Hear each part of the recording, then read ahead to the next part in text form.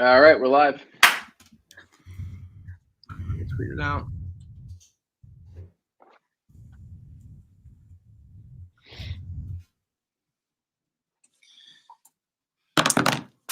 We're live. It's episode 86. That's good juju. That is good Shout out to 1986. This is going to be our World Series edition of the podcast because things are looking good. The team is winning. The sky was falling. Now you're above 500. You're flirting with first place a little bit. Everything starts to click at the top of the order a little.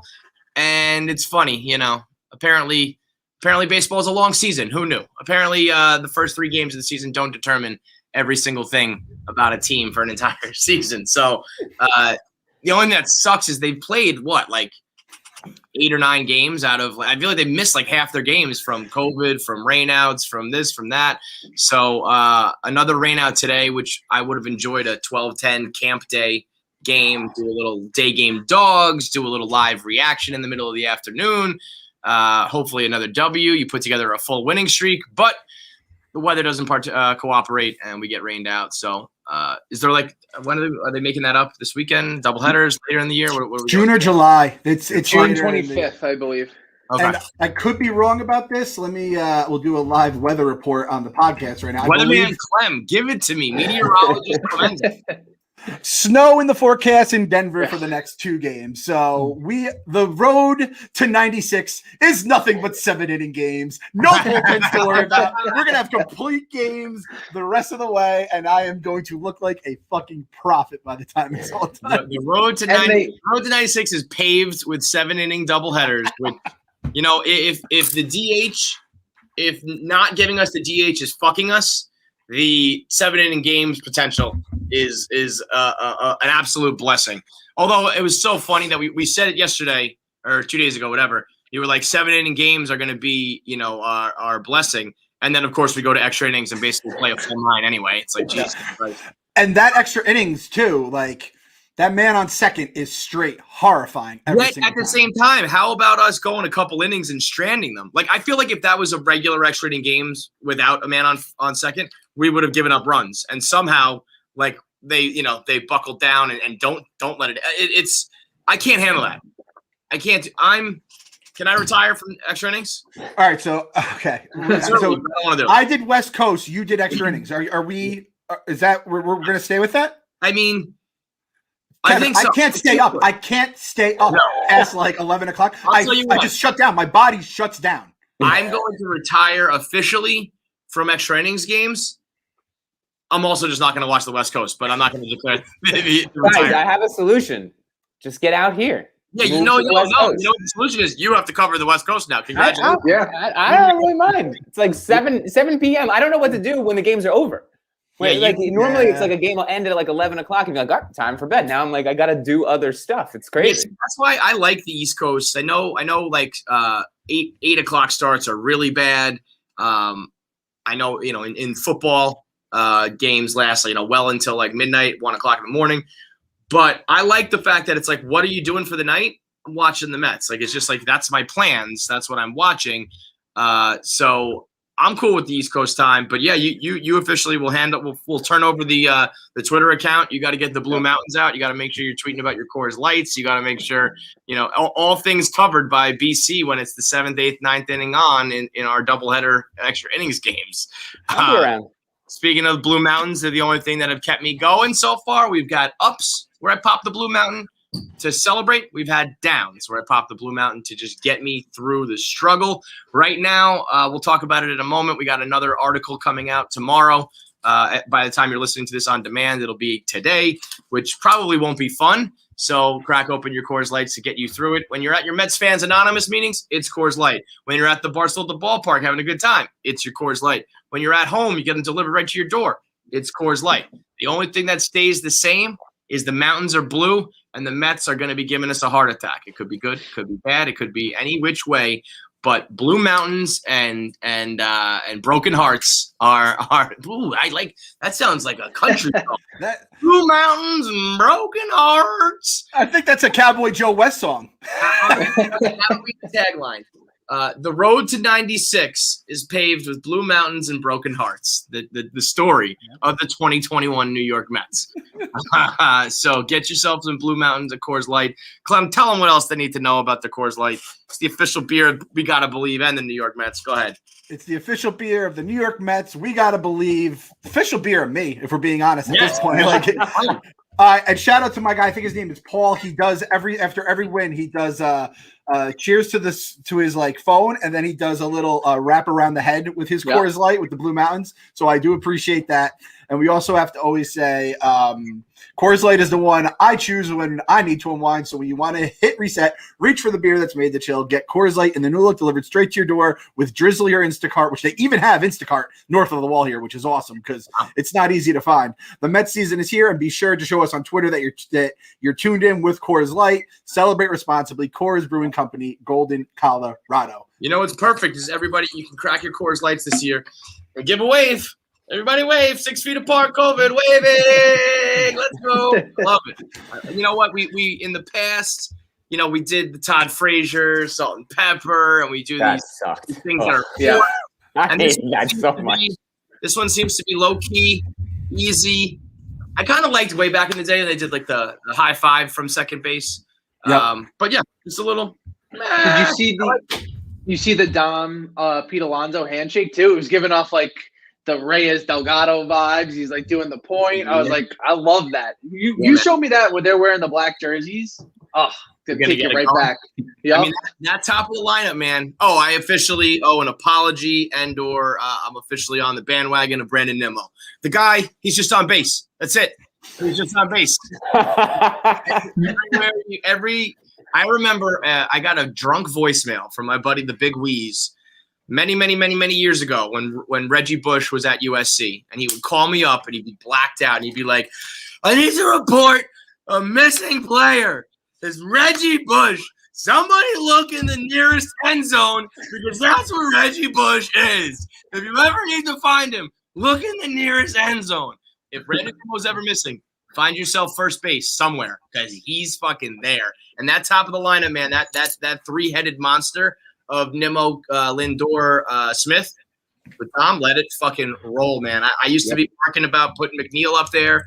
I wanted it to be Nimmo, McNeil, Lindor. I thought you got to get his bat up there until he gets super red hot, and maybe at some point we'll be clamoring for him again. But right now, that seems to be working. Runs seem to be – you know what it is, too? It's nice that it's like you see those guys on the bases, and I feel like in the past it's been a lot of feast or famine with the home run ball, and you see these guys going first to third, and you see them like getting on, getting over, and getting in. Like the offense is like a whole machine, not just relying on the big bop. So that table setting at the top has been a fucking pleasure to watch. I mean, yesterday they had 8 hits, I think. They were like, they did, all the damage was at the top of the order there. So that I would leave that trio alone. You can tinker with everything else, but ain't no problem up front. Yeah, the Nimmo BP, that's going to be our official hashtag for the season. Mm-hmm. If people want to, I can't throw that on a shirt because that is such a nerdy goddamn phrase unless I get like 100 pre-orders. I need at least 100 pre-orders. If you were on the Nimmo train from day one, like I know Joe DeMaio, he's going to get one, right? Joe DeMaio's looking pretty good right now. Yeah, Joe DeMaio, listen, I've never thought of myself as by no means like a know-it-all Mets fan. I don't study the stats and the statistics. I'm a big eye test guy. I'm a big, what do I see on my television type of guy. And Nimmo was always an interesting case because I took it a step further with Nimmo.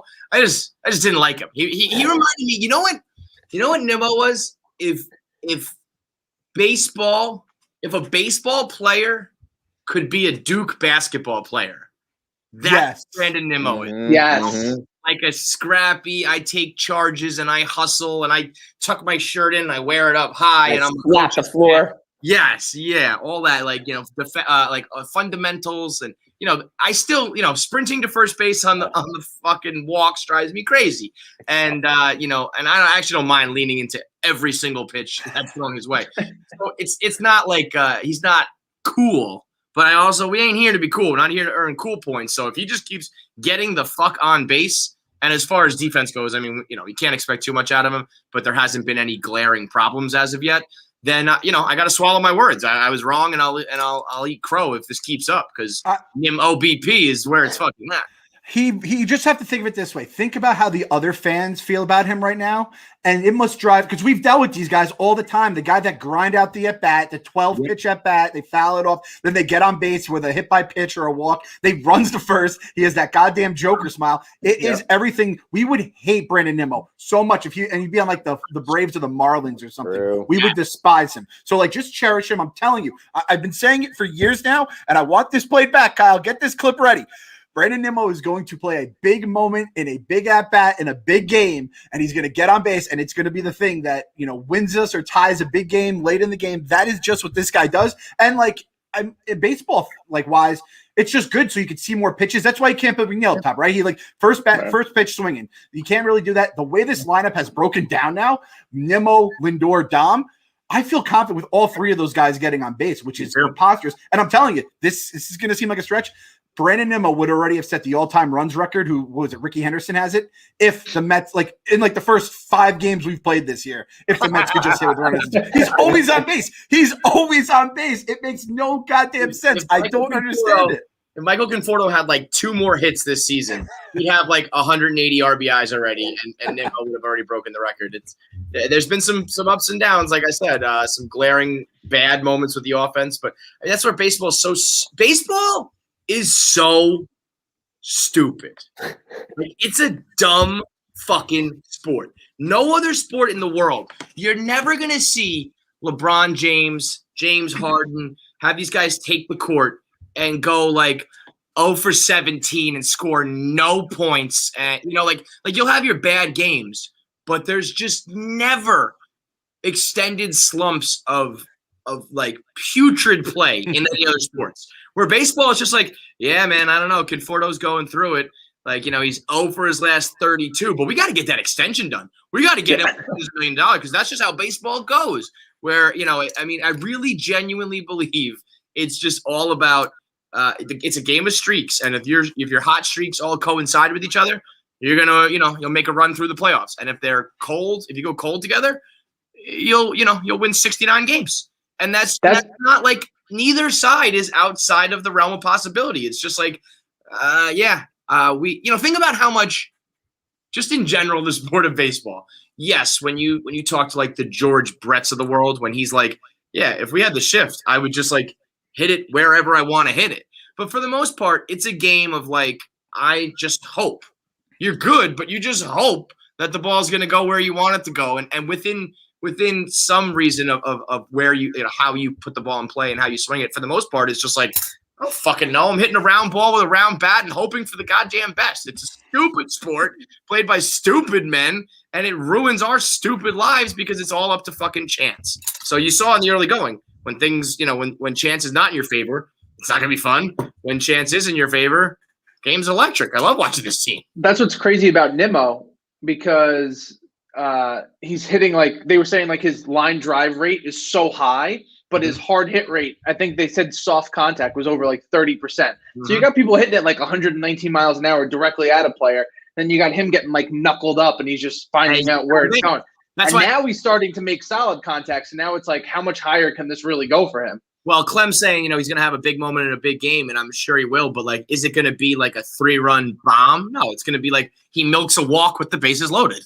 That's just the kind of player he is, which is fine, though, by the way. I think there was a time a couple years ago where people were talking about, Nimmo as a 3-hitter or something, a key piece of the lineup. If he's going to be your scrappy table setter because you got, some major bats behind him, then, let's fucking rock. That's where you're constructing a real lineup. That's not just, even I feel even in years gone by, the mid 2000s Yankees where, A-Rod was batting 8th because it was just we got so many fucking bats. I'd prefer a lineup built the right way, Nimmo, having top of the order the guys, middle of the order guys, and then defensive guys, bottom of the order. It's that's probably the way to repeat success. So, I like this team a lot. I like that lineup a lot. It feels fun, not since 06, where it was everybody coming up. You like them in their spot. You like them as a player. they're going to be enjoyable to watch as long as, the luck is in their favor. The thing about Nimmo too, you sound like a smart person when you're talking about OBP and all these probably different stats where he's great at. You could be like an analytics nerd, be like, yeah, Brandon Nimmo's actually he's better than even because of all these stats. I always but for the people that hate him, I'm going to make another shirt and it's going to say a walk is as good as a hit unless Brandon Nimmo gets that walk, because everyone gives him shit. As long as there's a man, like you guys know, when one of those bases is glowing in the little score bug, your fucking heart is in your throat, right? So as long as he's one of those glowing bases and he's putting that fear in the other fan base and it's giving us those happy feelings, Brandon Nimmo's fine with me. And then the other side of the equation is Jacob deGrom, where this game is a dumb sport, 0.64 ERA. 0.64 ERA this season, and we're 0-2 in his 2 games, right? We lost the opening day and we lost to the Marlins. So that just shows how little sense this makes. And I have a theory, fellas. I finally came up with this. I figured it out. Jacob deGrom sold his soul to become the pitcher he is today. He sold it. It's the monkey's paw, right? Okay. Jacob deGrom, 2017 was a very good pitcher, right? He was an all-star. We loved him. He came up big in the playoffs that time. He cut his hair at the end of the season, right? Since that time, his ERA since 2018 on, so this is after he cuts the hair, makes the deal with the devil, whatever it is, 1.7, 2.43, 2.38, 0.64. Those numbers are absolutely preposterous, right? And all he's done in that time, we've seen the stats a million times. They've gone 38 and 50 when he's given up 1 run or whatever the stupid stats are. Okay. I'm telling you, he made a deal with the devil and they said, I will make you the best pitcher in baseball, maybe the fucking best pitcher in history, but you'll never get a win. And that's kind of what he made the monkey's paw. That's the only way I can describe it. Dude, it's been silly for a while, but now it's just goddamn comical. And it is. It goes back to baseball being a dumb sport where it's like, you'll see it a little bit in football where a quarterback can only do so much, or, anywhere where there's players, specializing. You can't do anything about it, but it's getting ridiculous. Do you think it's weird for him? Like, do you think it's weird for him to come off the mound and have somebody like Familia come in and literally not even be in the same category? It'd be like you're a professional podcaster, and then someone comes in and literally can't even get words out of their mouth. They're just like, he must not even understand how you can just come in and just throw 4 straight balls. On the same podcast. Don't do that. It would be like do that. 5 minutes of a podcast, and then the last 15 minutes was absolutely unlistenable, and the product is completely ruined, and no one actually downloads my show. That's what happens to Jacob deGrom. Oh, and by the way, imagine if I also was just getting paid like 1/3 what I should, just because, whatever. It's that Tom Verducci article. If I catch Tom Verducci in the street, catching these hands, man. That article, I read that thing at 2 a.m. the other night. What the fuck was that? Tom Verducci trying to prove that like Jacob deGrom, it's not that bad for him. Now, he very clearly lays out that Jacob deGrom's run support is not all of that. Not all that insane. He's like middle of the road when it comes to run support, even though it's low, and that there are plenty of pitchers somehow who get less runs than him. What Verducci just like failed to mention at all was that A, it's the bullpen that he always hands it over to, who's absolutely torpedoing any chance he has to win, and B, he pitches spectacularly in every single game. So he had some Shelby somebody or other fucking he has like 40 games where he only gets 2 runs of support. But maybe in like 29 of those games, he's given up 6 runs or something where it doesn't fucking matter. His team could have scored him 5, 6, 7. He's given up 7, 8, 9. Jacob deGrom is never getting any runs, but he's always pitching.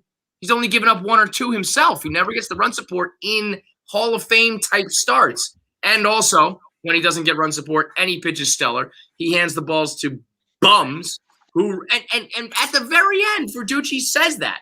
He's like, now, by the way, he is like several standard deviations above everyone else when it comes to performance. And, he leads the league like 2 or 3 times over with games where he's only given up 1 or 2 runs when he only gets 1 or 2 runs of support. But nonetheless, it's like, Verducci, what the fuck are you doing here? I feel like he wrote that article and didn't realize, and then was like, well, I wrote like 10,000 words here. I can't like scrap it. Just fucking put the thing out anyway. That was absolutely lunacy. It's like Clem lost a lot of weight. He burned to death in a fire, and he's nothing but ashes right now, but he lost a lot of weight. It's like, what the fuck are we talking about, Tommy?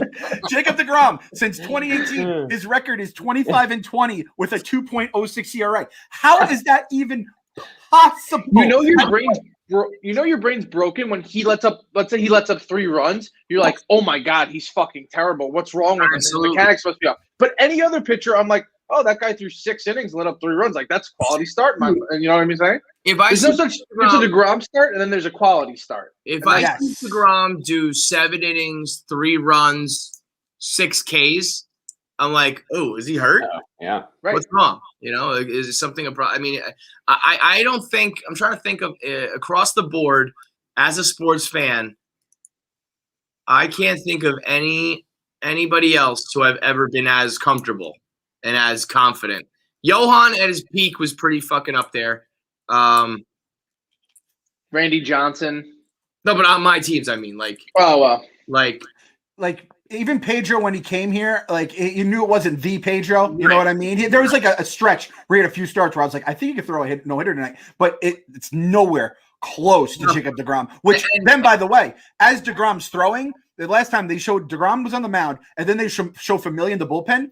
There are no 2 players in the history of the Mets where I feel so good and then so bad. It's honestly the number 1 and the number 1 million guy. And it's back to back. And they ended up using Diaz that game. But going from deGrom to Familia is like going from the desert to Antarctica. It's unbelievable. The fucking incredible roller coaster you ride with that. And watching him, it's like those starts, I tweeted it out. I'm like, appreciate it, man. Like, recognize, sit down and make your kids watch it. Soak in every pitch because you're witnessing greatness. He does it he's so quiet and so kind of vanilla. He doesn't have a look to him. He doesn't have a celebration or a style. He's like the opposite of Trevor Bauer. He doesn't He doesn't even have a nickname, right? Didn't they put nicknames on the back of their shirts? He put deGrom. Yeah. He's a robot. There's nothing cool about him, which actually makes him so cool. He's like the Larry Fitzgeralds of the world, or the Barry Sanders of the world. But it makes people take it for granted. The other day, Garrett Cole has a great game, strikes out 13, and he's stomping off the mound. He's walking around the mound. He's cocky. He's flexing, and that's awesome. Jake doesn't do any of that, and people are just like, there goes Jake again. Like, there goes that man. And it really – I feel bad. I'm like, I want to make sure we should be the official, like, Jacob deGrom hype. I mean, we already are. But, like, recognize his greatness because he's too low-key and casual to tell you. Like, he should be yelling in people's faces. And he should be yelling at his own team. Like the day, that famous clip that Meek Phil makes that goes viral every time, has not murdered an opponent yet this season. The way that he does, then maybe he'll finally get the press he fucking deserves. But Clem, how for the first time maybe ever, the broadcast doing, aside from Gary, Keith, and Ron, of course, but the broadcast giving the fans what they want, showing the full Edwin Diaz walk-in. Oh my God! And Gary knowing the Timmy trumpets and then Johnny and the Blazers or whatever. I mean, he's gotta be good and stay good because you can't have all that pomp and circumstance and then he comes out and just gets shellacked. But man, is that fun! I mean, every time I'm just sitting there. El Hombre Malo, the bad man. That's all I could call Edwin Diaz. I know he wants to be known as Sugar or whatever, but that song is not a Sugar song. No. That is that's Anthrax, that song. That's whatever the opposite of Sugar is. I know he wants to be Sugar, and I know Lindor is Mr. Smiles. It's Bad Man and Magic Man. Those are my two names. Those are my two guys. And I mean, boy, is that fucking electric. If he is good, if he has a true lockdown closer type of season, you could put that up there with Sandman and some of the other entrances, Hell's Bells and whatnot. It's a totally different flavor. It's like this Latin style instead of this ominous rock music. But man, that's what makes it cool too. Is it's a little like Danza Kuduro with Familia. Like when you're a closer and you're good at your peak and your vibe is fun, let's close it up and have a good time. Oh, That's awesome. Is that Rick Ross like rapping, or is that Blaster Jack? Like, I don't know what that like a good every day, because it's incredible. And again, like, you know, shout out Tim Healy. He was the first one who pointed out when none of us could even go to the ballparks. But we said, like, whatever you did back in Seattle, bring it here. And he just didn't have the song his first year. Fire whoever is in charge of like that decision, because that was an absolute disaster from the jump. But now that it's here, and again, Citi Field is what, 2,000? What is it? 20% capacity. 20%. Yeah. So it's like when that stadium is 50%, let alone 100%, let alone during a playoff push, it's going to be fucking nuts when that guy comes in. And at that point, you like have an advantage over the batter. Like there's baseball, there's not like a huge home field, I don't think, compared to other sports, but that is something that like you'll tangibly feel. As again, we've said this for years in the podcast. When we have something to cheer for, we are one of the elite fan bases in all sports in terms of getting hype. So that is going to, and again, when Gary's talking about Blaster Jacks, like, did Gary go, excuse me, this has 2 X's in Jacks. Is that correct? Like, no, Gary, that's his name. Like, that's Blaster Jacks. That's how he spells it. And are they still pumping noise in? No, that's all fans. Because that was loud. I know. It's like 8,000 people. I think last night they said the attendance was like 7,000 and change. 7,200 and something. Because they had a strikeout that was like roaring, like a roar. You also have to think though, like the people that are going to these games, like you have to go get tested before you go in. You have to like go through all this stuff. Yep. Those are the fans that are like the diehards that are screaming anyway. So I don't know if maybe they're turning the music down, but I don't think that they're pumping it in. I mean that, or maybe they're just right up against. People are saying there's artificial noise, but you'd be able to hear it on TV. It sounded like monotone last year. No, I don't know. It's still so empty, and I heard the crowd like going, and I was like, wait a second. It made me think. But either way, whoever is there and whenever it is full, when that music gets going, and if he comes in gassing people, it's going to be one of the funnest scenes ever. Everybody's dancing too. Young, old, black, white, purple. Everybody, every single person is on their seat. And I'm telling you, man, it gives me confidence that he's going to close it out. Just seeing that guy. Like when was the last time you saw a Mets fan smile when the closer came into a game? Like smile, let alone dance and like sing and cheer. Just stop. When was the last time you saw a Mets fan smile? Just in the sentence there. I don't fucking know, man. We are so fickle. I feel like it was like 2 weeks ago. We were like, I can't stand this guy. I'm terrified of this guy. Now we're like, we've got the guy. 100%. Yeah. 100% this guy. I was 100% confident in him. And granted, that Marlins game, thank God we didn't have a podcast after that Marlins game. Yeah, fuck you. Fuck off. I mean, Joe DeMaio, I gave it to him. These assholes. I mean, but that's it. Baseball is stupid. Baseball fandom is stupid. It's a roller coaster. And if you're just gonna like split the difference and be level the whole time, then really what is the point? What is the point? Like then just tell me what happens on, October 4th when the season's over. Because if you're not gonna ride it and go up and down and get excited and scared and pumped and pissed, like then what is even now, of course, within reason, you got these assholes. Break the tank. Yeah, I was gonna say. Frank, listen, okay, let's get into the drama. We'll talk about the media, the news shit, and Frank. Frank the Tank is a national treasure. A national treasure. A local menace, okay? So you can be a stoolie in the Midwest and watch Frank the Tank and I guess for you, love the fact that he will scream and yell at the top of his lungs about a ball and strike count. Like, if the first pitch is a ball, it's and then if it's a strike, he's like, well, they got to get 2 more. And then another ball, well, now he's ahead in the count 2-1. I mean, it's just like, Jesus Christ. And if that's your thing and you love the overreaction and the insane pessimism and the craziness, then by all means, go ahead. As for the Mets fans, I think Mets fans are getting to a point where it's like, Frank, we can't fucking take it anymore. So, I mean, I watched that game with him the other day, the extra innings game, the first half of the doubleheader, and it's unbearable. It's absolutely unbearable. I can't take it. And then when I see him, sometimes I think he's programmed to just hate and not celebrate. I know he loves the team and wants them to win, but when they do, and he's, the intensity of the happiness is 1/1000th of the intensity of the anger and the disappointment. I just personally can't fucking take it. So, He's here. He's the Mets guy here at Barstool. People love him.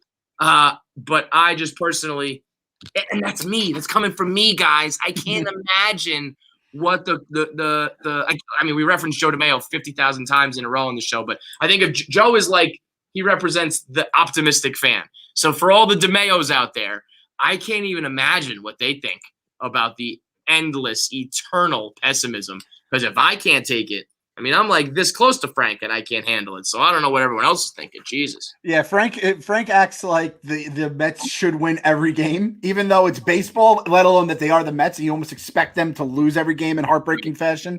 But, I mean, it was beautiful to watch. It was beautiful to see you. I said it was like watching Darth Vader. You're Vader and he's the Emperor, and you threw that darkness over the cliff and then let it go. And then it's like, I knew there was good in KFC. I knew there was optimism in them. But at the end of the day, like, hey, that's Frank's thing. Again, if the only way you know the Mets are doing good is if you hear about that. Nick is laughing it up over the Star Wars reference. Yeah. and the thing about Frank is, you know, the Mets are good when he just doesn't tweet. When the Mets are winning, he just goes radio silent. But when the minute they're behind an account, no matter what, he's just losing his mind. No, and hey, that's fine.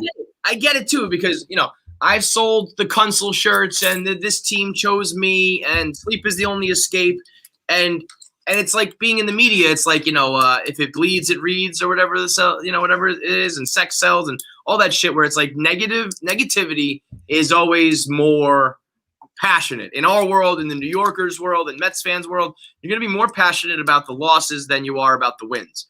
But there's got to just be some reason, within reason here, folks. I mean, he's so loud. Like, I can't believe his voice, his vocal cords, his chest.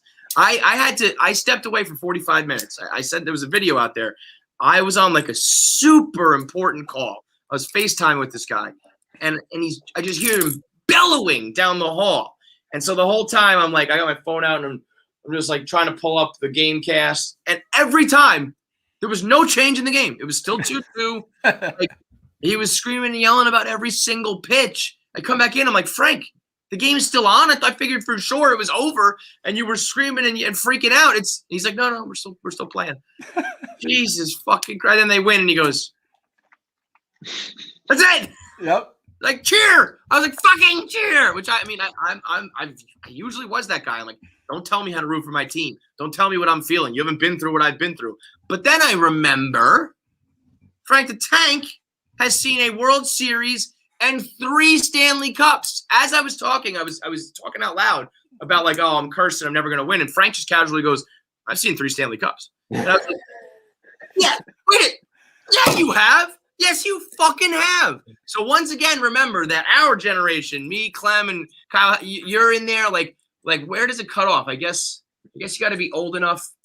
I missed it completely. Well, for the 86. Well, Clem's got the Giants. Yeah, but that's the thing. Clem's not eternally negative. He's a pretty optimistic Mets fan, and he's very optimistic when it comes to his other sports. So he's what he should be. But if you're gonna play the tortured fan thing, and you've seen 4 championships, and he was young for 86, but he was like a young boy, like 7 years old is old enough to like that can shape you. That plays into who you are. So I was like, I don't want to fucking hear it, because the worst generation comes here, where our entire lives has been nothing but misery. So shut the fuck up, man. And listen, this isn't towards Frank the Tank. From Montana? Yeah. What? Insane.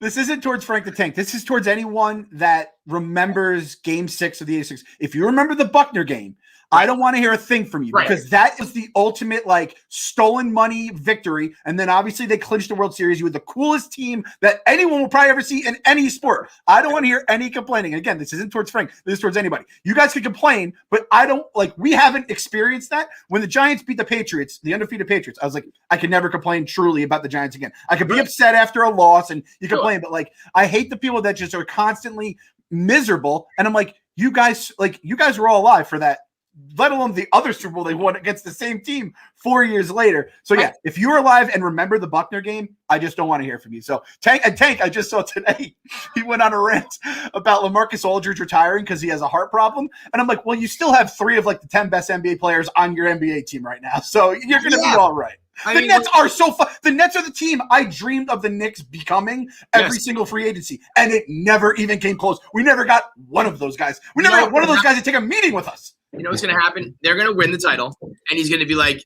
yeah, but it's not in Jersey. It doesn't count. Like, you'll always have some angle to be the absolute negative. And people think it's a shtick. Like, No. people think that it's like, oh, the cameras are around, so he's acting this way. He's walked past my desk at 8 o'clock in the morning. I'm like, oh, Frank, like, what'd you think about this in the game?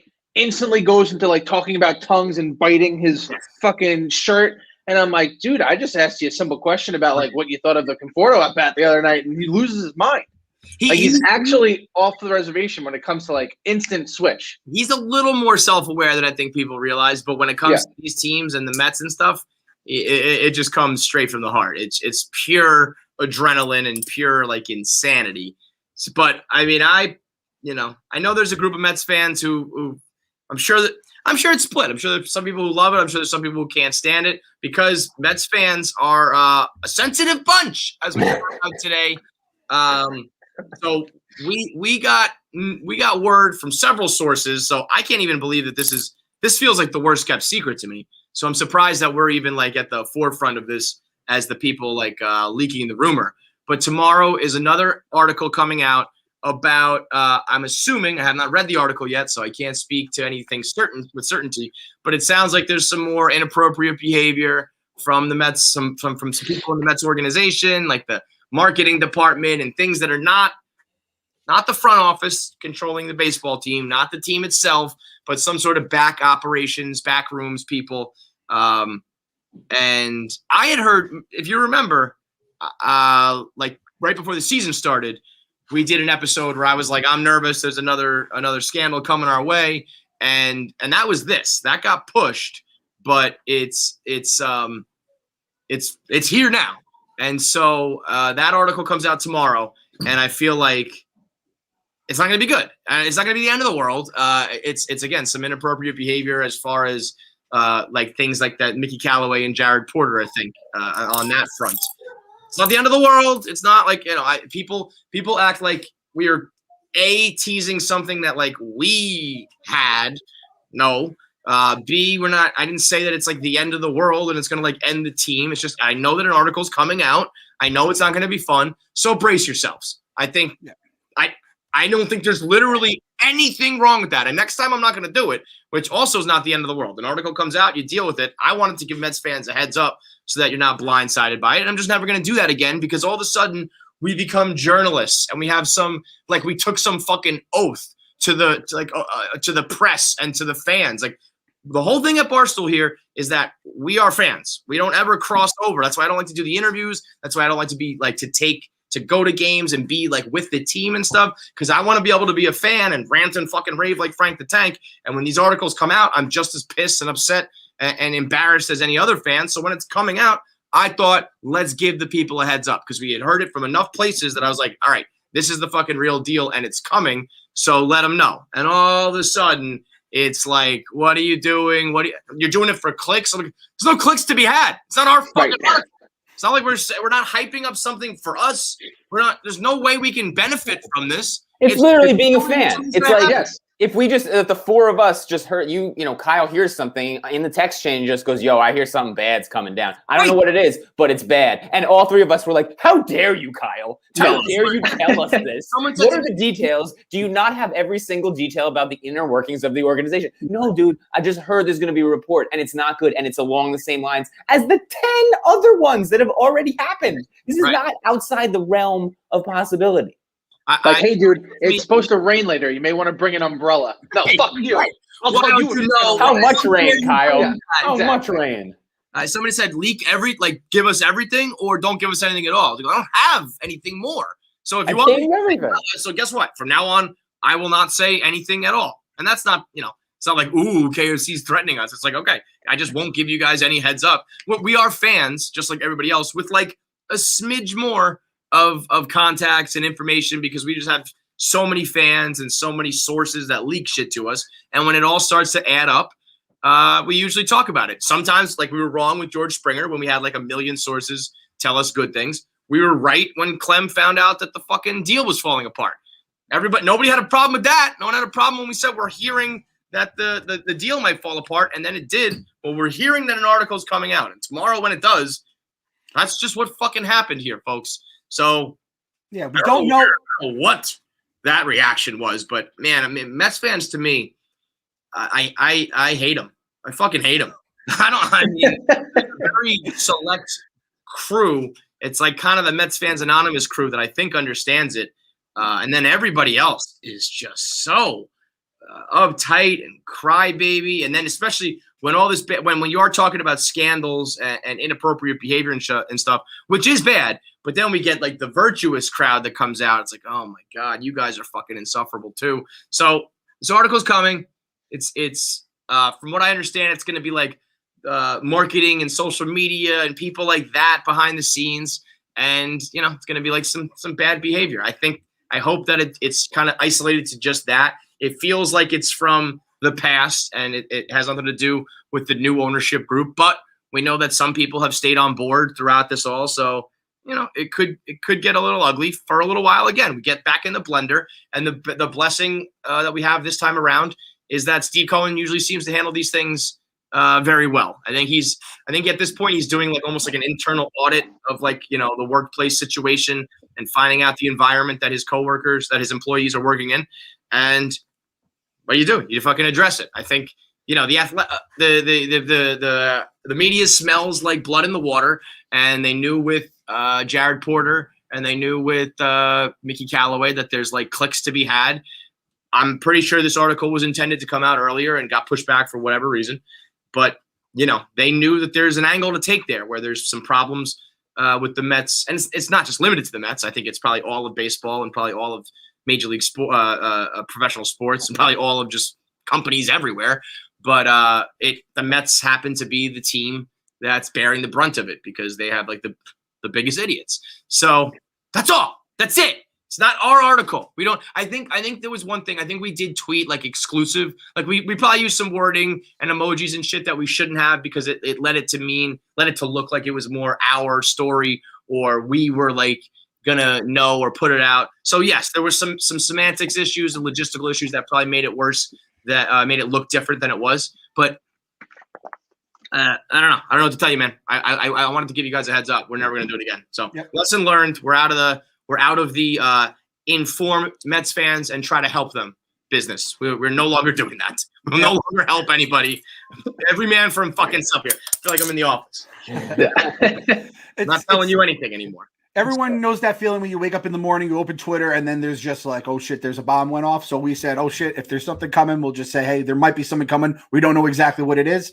Operation shutdown, no more. And listen, we're gonna let you blow the fuck up. We'll be in the bomb shelter. Me, Cutno, BC, and Clem will just be down in the bomb shelter preparing and knowing what's happening, and you guys can just get incinerated like Terminator 2 style. Just we should just wait for stuff to break and be like, we knew that, motherfuckers. You know what? And that's the other side of it too, is like you know, when people here like do know things and they're like, well, I couldn't say anything. Fans are like, what the fuck, man? Why didn't you tell us?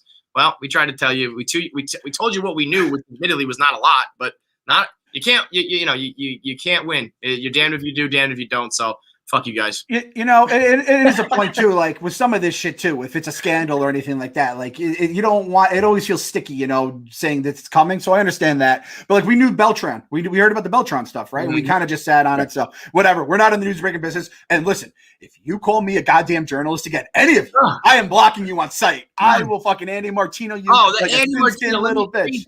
Let me read. He blocked us, by the way. No, he blocked me too. But luckily, when you text it, it like kind of pops up, you know. Posting vague tweets about someone else's reporting on potentially serious issues is irresponsible. It leads to speculation or could be hurtful to the victims or even unfair to someone not even yet accused of anything. Anyone with an audience has a responsibility to be better. Fart noise, Andy Martino. Jeez. We literally just said, if you were like speculating on all the details, we literally just said a report is coming that is critical of the Mets. And that's all of a sudden dangerous speculation. That's dangerous. Get the fuck out of here. Speculating could be dangerous. Yeah, you got Mets fans just saying, I don't know, what do you think it's about? That's going to be dangerous. No victims' names were in it. No, nothing. Get the fuck out of here, you goddamn loser, Danny. You know what I don't have to speculate anymore? J-Rod's broken up. It's over. It's done. Official. See you later. J-Rod, Dunzo. That How funny nightmare. How funny that even like the billionaire power couples of the world do the like, we're broken up, we're back together. No, let's try to make it work. First breakup never takes. Never takes, man. And the whole world knows it. And we were all sitting there being like, nah, J-Lo, I can never say it. A-Rod and J-Lo are broken up. They just like, it's inevitable. And they're sitting at home being like, no, we can make it work. And even the guys with the PR teams and the zillions of dollars and the, several thousand wives and husbands between them, even they're like, no, we're still together. And everyone else is sitting there laughing. They tried to make a $3 billion investment together. And they broke up 2 months later. 2 months later. That's insane. How badly did you guys plan? Oh my God. It's like, God damn, you have no fucking clue. And to continue with the $1 billion Mets purges from our life, Bernie Madoff. See ya! Oh. Out of the fucking game, man. Don't speak ill of the dead. Nah, fuck Bernie Madoff, man. He was. You know what? I actually feel like, as always, fuck the Wilpons more so. Because Bernie Madoff's a hustler, baby. He was out here making money, scheming, scamming, finessing, mail timing his way to billions of dollars. And we just had the dummies who were like, seems legit to me. He gets 35% return every single year in the middle of a recession. Seems legit. Like, no, you fucking morons. So, Bernie scammed a lot of people, did a lot of damage to a lot of people. So fuck him. But man, there's a special spot in Mets fans' hearts that's just like, fuck this guy, because who knows? I mean, the Wilpons probably would have found a way to blow that money or fuck it all up anyway. But that core was in place, and if they had some more cash and were able to throw it around, they probably never would have. So, like I said, it doesn't really matter. But if they had a little bit of extra cash and maybe went the extra mile and got a starter, got a closer, got that one last bat, who knows what could have happened in that mid 2000s, 2010 team. So. See you later, Bernie. My favorite Bernie Madoff thing ever is when he tried to kill himself with Ambien. That was incredible. Him and his wife both downed a bottle of Ambien, and they just woke up 19 hours later. You can't die. You can't overdose from Ambien. And they just woke up fuck, we're still here. It didn't work. This goddamn morons. DPD 16 without Madoff, the Wilpons probably still on the team. So. Yeah, that is a good. Dude, you know what? Little butterfly effect. Actually. Rest in peace, Bernie Madoff. This one's, get your Blue Mountains out. This one's for you. Without Bernie Madoff, we would never have Steve Cohen in our lives. So to the Ponzi scheme king, I thank you. And that's the thing that pisses me off the most, other than basically, like I said, 50% at least of that misery bracket could be traced back to Bernie Madoff because all the shit that happened because of him. But having to hear the word Ponzi scheme said 8 billion times, I still don't know really what a Ponzi scheme is, and I will still fall for one probably. But remember when they were the Wilpons lost anywhere between 30 and 300 million? I was like, what the fuck is this? Initially, I think somebody started throwing around $1 billion. I was like, what? How much money did they invest with this fucking guy? We never. It was also they had to pay restitution to the people that really got ripped off at the bottom of the pyramid because they were making a ton of money. They came with their little tin cup claiming that they were poor, but it was like, no, fuck you, dude. There's a reason we could pay for Beltran and all those players when we were on that run. I wonder how much they knew. You think they knew? I'm sure Fred at some point. They were very close. Yeah. I know that I watched that documentary where it was him and one other guy were printing up the fake papers and shit, and it was such a tight inner circle. But I don't know. I think it's probably more plausible deniability. If I got an accountant or a lawyer or a something or other that's just I don't know. He just does what he does, and then the things happen, and that's all I know. So probably had an inkling that some shit was shady, but he doesn't know exactly what's going on. Because I mean, come on, unless they're just that dumb, which also entirely possible. Possible. Let's run through a couple of things here with the team before we go. But Aaron Loop, no longer. I think I like Aaron Loop. I think I like Aaron Loop right now. Bad opening day, good yesterday. We love him. We're back in on it. Back in on Loop. I feel like you are my girlfriend, and you're I think I like him. I'm gonna go out with him. I'm gonna fuck him. I don't, just relax. Maybe Maybe take it slow. He's first of all, the name. We've talked about this. I can't handle the name Loop. It just makes me think of Looper. Second of all, that delivery is so without the velocity and some of the success of it. That delivery is so Billy Wagner-esque with that kind of sidearm lefty 3/4 thing coming across. And Billy Wagner used to scare the fucking shit out of me too. So if anybody who makes me think of Braden Looper and Billy Wagner, I can't get on board with yet. That's still very scary. But yeah, I mean, I don't care who it is. Some of these arms got to step up and perform. And if it's going to be him, A-okay with it. If anybody comes out of the bullpen and he's even remotely successful, we just fall back in love with him. How about you down with Miguel Castro? I fuck with Castro. I kind of like Castro to start the season. It's just his arm is going to be dust soon. I feel like he's just going to be the guy that Scott Proctor with Joe Torre. Yes. I feel like he's the guy. Luis Rojas is like, shit, I can keep the starter in. Throw Castro. He'll get me 1, 2, 3 here, and then we're gonna hate him. Like this thing. Listen, Clem to the future. It is April 15th right now. You like Miguel Castro. He is a good player. And whenever this guy becomes in like 2 weeks from now, when he's pitched every day that we actually play when there's not rainouts, don't worry. That is fake Miguel Castro. Real Miguel Castro has some electricity in his arm. Even though that fucker Brody's the one who brought him here, he is a friend. We do have friends and enemies. Right now, Aaron Loop is a friend. Right now, Jonathan VR is a friend. We have a lot of friends because we're hot right now. VR, I mean, VR, you know quick producers note, though, Clem to the future is definitely a bit now. Like, Clem to the future, we're doing that. A little flux capacitor that just like sparkles behind him and he gives out his takes. I like that. Great. You know what you got to do? Clem to the future. Take your phone with you, do live stream, hop in the whip, go down the block north of the wall, 88 miles an hour, and give a take. Neighbors will love that. Oh, there goes Clem. Boom! Jonathan VR is the fucking best. I love Aaron. I love Luke. What was I will say Frank had an elite chirp for what was it? Was it for VR? It was funny. Is it as good as Strychnine for Strickland? I mean, that was elite. That was talking about rat poison. Oh, this guy George Monacro too has it. This is the thing that sold me on Loop. You guys know I'm a weird guy. I just need a little quirk. Loop, there it is. I mean, if you can say that after a big out, like I think there's a chance Aaron Loop's going to be all right. Never fall in love with your loogie guy, your left out, one out guy, even though you can't really do that anymore with the rules. But never fall in love with your lefty specialist unless he is like, if he's elite, he's your closer. So just never fall in love with your lefty specialist because he's going to break your heart at some point. Taijuan Walker, my guy. He's my guy. Yeah, I mean, it just goes such a long way to be likable. You know, like he's kind of quirky. He started with the Turk Wendell stuff, and like that just buys you some slack in my mind. You have a bad start here or there, I'm still going to ride with you. He's been pitching well on top of it. Get that NFT. So we ride. First NFT in MLB history. Yeah.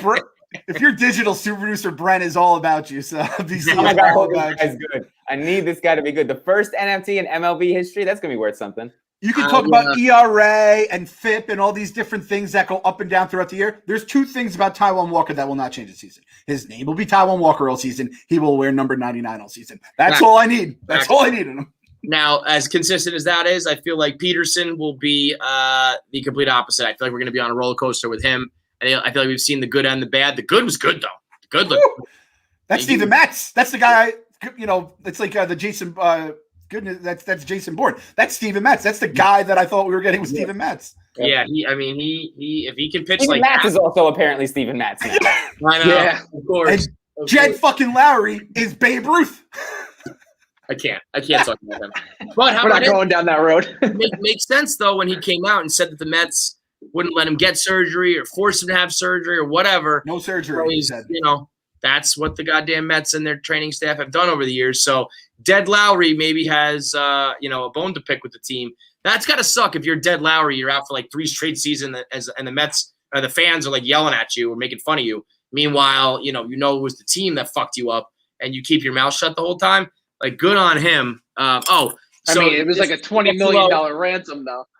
Jeff D. Lowe reminded me of the VR Pilar. They're the rally killer.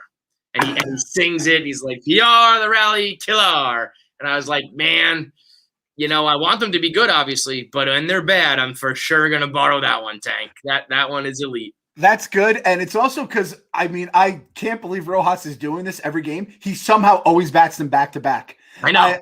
It's always like I always said, I hope they bat back to back at some point. That's all they do. They goes Pilar to Villar, Villar to Pilar, whatever it is. They're the rally killers. Hats off. Again, we love Frank. That's fucking hats off on that. That's fantastic. But we do want to give love to Rojas because we crush him otherwise.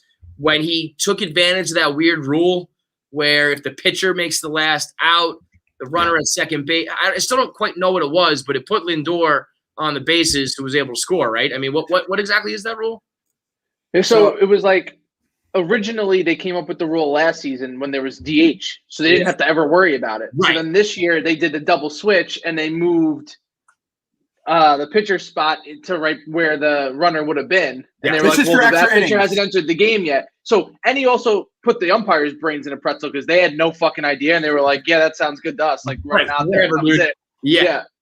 So, we've killed them for fucking up some of the basics, but, that was some next level, like chess move shit there. So good on that. And speaking of umpires, we're definitely getting lucky with the reviews. I feel like we are due for some bad. There's been there's no way this is going in our favor, and it goes in our favor every time. What the fuck was that review the other day at home plate where like he just did not touch home plate on the Phillies, where it was like, clearly bounced over it. Dave was flipping out about it. I feel like there was, and then there was a play that went in our favor where on Sunday I think it was where it was just like, McNeil was turning it at second.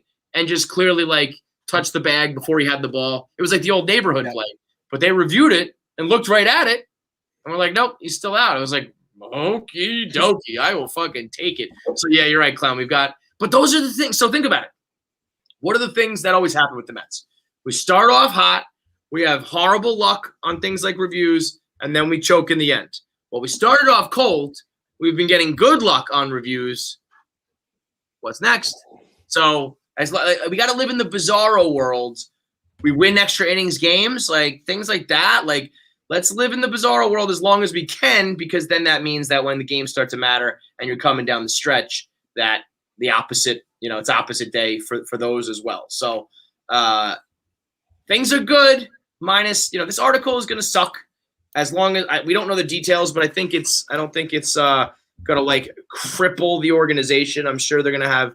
I think this is just more of the same is what I'm expecting. So hopefully they're already putting, checks and balances in place, and they've been auditing and reviewing and figuring out a way to stop what we already knew with Mickey and Jared Porter and them. So hopefully it's something that they're already addressing and will continue to do so. So they'll have to handle that appropriately, which I have faith in Steve Cohen to do. And then you just got to keep doing what I don't know. I feel like what's scary, obviously you can make a move down, at the trade deadline. But other than that, it's like, this is the team. You've seen how they are when they succeed. Early on, you've seen how they are when they're failing. And like, it's just time to go do it. And that is a bit daunting. Like, you know what I mean? Like I always said, I hate expectations because it's like, fuck, we're supposed to be good. I also hate when you don't have any excuses. Like, we have the Thor injury and the Lugo. Like, there's a little bit of the injury bug to play. But for the most part, it's like, this is it. There's no, like, oh, well, the Wilpons they always fucked us. Or, like, the rules. Like, there's just – everything's here. Everything's kind of in place. It's just about execution now. So we cut off the head of the snake. We cleaned out. We've got the guys that we want. We made the big acquisition. You know what I mean? Like, usually by now we'd be going, well, we didn't go get anybody this offseason, so what do you expect? Well, we did. And, our guys are going to come back hopefully healthy. And we've got the big owner, and we've got the this, and we've got the that. And it's just time to fucking string together some wins to get to 96, which is it just scares the shit out of me as a battered fan. Kevin, it's going to be all right. You still have the Jets in your life who are going to do the Jets things, right? And the Knicks are still owned by Dolan. And even though the Knicks are looking good, the evil is still there, right? And Woody Johnson with the Jets. This is a new time, so get excited. We're on pace for 101 wins. 96. I look like fucking Frank the Tank saying 96. Mr. Pessimistic myself over here. What the fuck's wrong with me? So but you know what? Holiday Road. I know. I was just gonna say that's the roller coaster we ride with Holiday Road. Like we had it. Everyone who's listened already knows the intro is gone. It's going to be good, bad, and ugly, no matter what the fuck happens if we ever play again at this rate. But everyth's going to be all right. How about? I mean, maybe can we sing our own rendition of Holiday Road and have that be on the show? Holiday Road. Get by the bag and the Mets win it. Get the big man. All right, so that's it. We'll see what comes of tomorrow, or if you're listening to this on Friday, you already know the news is out. Hopefully it's nothing too bad for the victims. If there are victims, whatever it is, we don't know, because all I said is there's fucking news coming down the pike, and hopefully it's nothing too bad for the people involved and the organization. And we'll be back next week, where it feels like by then a whole new slew of things will have happened. I mean, it's crazy how much happens in a baseball season, good, bad, on the field, off the field, and otherwise. So let's keep it moving. Drink your Blue Mountains. Gotta believe. Gotta believe. Gotta believe.